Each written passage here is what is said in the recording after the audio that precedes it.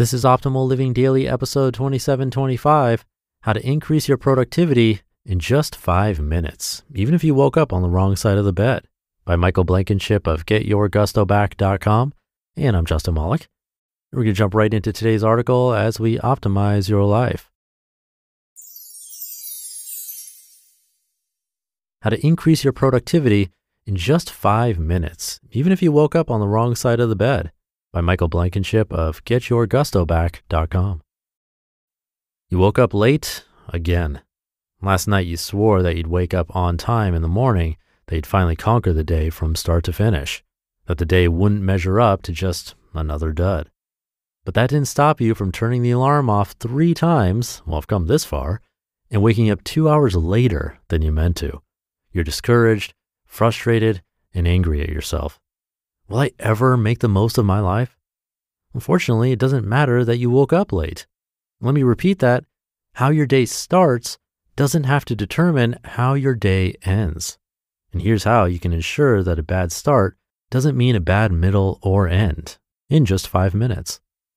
Step number 1, do not leave the bedroom right after you wake up. You finally roll out of bed. Fuzzy and disoriented, you leave the bedroom and head toward the shower. No big deal, right? Wrong. Before you do anything else, leaving the bedroom included, you need a win, something to conquer, some small act that will tell your brain, I'm a badass. I do the things I say I'm going to do. I'm trustworthy and disciplined. It might be making your bed. It might be putting away clothes, or it might be doing some stretches. Whatever it is, do it. Do it every morning. Do it without thinking. Do it regardless of when you wake up or how hungover you are. This small act will set the tone for the rest of your day. It will inspire you to do more, to be more, to finish your to-do list. It might seem like a silly idea that one small act can set the tone for your entire day, but it's the same advice that Navy SEAL Admiral William H. McRaven gave to the University of Texas in 2014 when he talked about the power of making your bed every day. And it's the reason that Michael Phelps won a gold medal during a race where his goggles leaked, leaving him completely blind. Here's the story from Charles Duhigg. Quote, "But Phelps knew something was wrong as soon as he hit the water. There was moisture inside his goggles. By the second turn, everything was getting blurry, and as he approached the third turn, the cups of his goggles were completely filled, and he couldn't see how many strokes were left. For most swimmers, losing your sight in the middle of an Olympic final would be cause for panic. Phelps was calm. Everything else that day had gone according to plan. The leaking goggles were a minor deviation, but one for which he was prepared. Bowman, his coach, had once made Phelps swim in a Michigan pool in the dark, and some of the videotapes in Phelps' mind had featured problems like this. Most important, Phelps' keystone habits had established a certainty within his mind. He could succeed no matter the obstacles. After all, he had always succeeded before. His self-image, all of his habits, were built around the certainty of overcoming any problem. It was one additional victory in a day full of small wins. It was a triumph of keystone habits, just another step in a lifetime of success." End quote. The small things matter, and collecting wins before you even leave the bedroom will set the rest of your day up to win too. Step number 2, freeze to within an inch of your life. When I'm done, I feel like I need to punch someone in the face. That's how a friend of mine put it. When you step into freezing cold water, panic, and want nothing more than to escape the numbing needles of you're setting yourself up for a more productive day. The scientific benefits of cold showers include a better immune system, more fertile swimmers, higher testosterone, alertness, better willpower, decreased depression, and wanting to punch someone in the face, according to my friend. Right now, it sounds ridiculous, but try it and tell me you don't feel like $1,000,000 once you step out of that torture cell. Step number 3, pretend like you're the Buddha. You're an action taker, I know. You want to work faster, get more done in less time, and become a machine of productivity. The last thing you want to do is sit on a chair with your eyes closed, legs crossed, fingertips touching like some pretend guru. But that's exactly what you need to do if you're going to be more productive. Look, we live in a busy world, a world that demands our attention. Your family wants you to spend time with them. Work wants you to take on more projects, and your friends want to grab beers with you.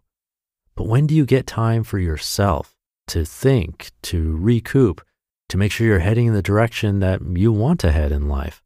And cut the "I'm tough, I don't need to recoup" facade. You and I both know better.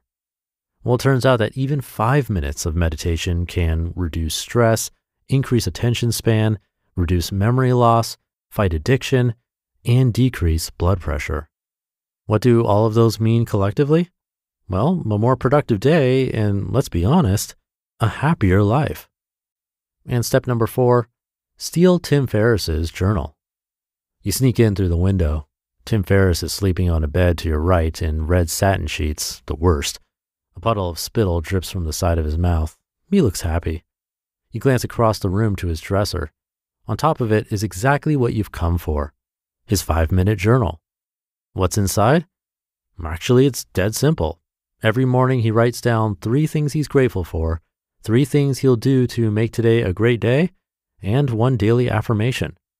Not only does the journal help him prioritize the day, but it reminds him of what he's grateful for, improving his physical health, psychological health, sleep quality, self-esteem, and mental resolve. But if you're not rich like Tim Ferriss, the physical journal costs $23, you can get the app for $5 instead. Can 5 minutes change the trajectory of your entire day? Let me answer that question with another question. How many times have you let the simple act of waking up late make your entire day worse than it needs to be? How many times have you let a fight with your wife set the tone for the next few hours?